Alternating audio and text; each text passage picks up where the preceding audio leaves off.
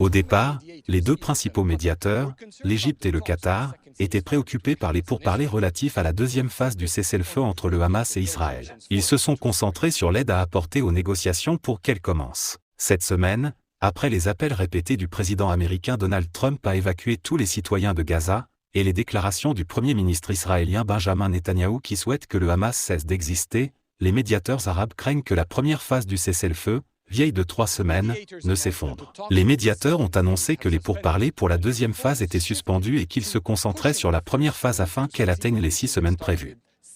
Cette décision intervient après que le Hamas a annoncé une pause dans la libération des otages, invoquant des violations de l'accord par Israël. Selon le groupe de résistance armée, le retour des Palestiniens dans le nord de Gaza a été retardé. Il a également reproché à Israël d'avoir entravé l'entrée de certains articles d'aide, tels que des tentes, des unités d'hébergement et des produits de base pour les hôpitaux.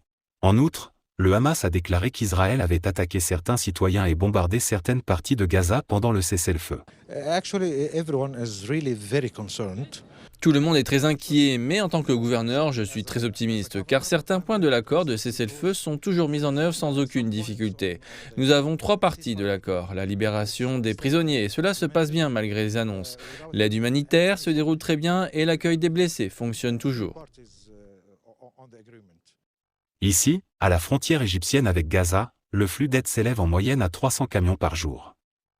Cependant, Israël n'autorise pas l'entrée de l'aide le vendredi soir et le samedi. Au total, plus de 5000 camions ont réussi à acheminer de l'aide à Gaza au cours des 3 dernières semaines, c'est-à-dire depuis le début du cessez-le-feu.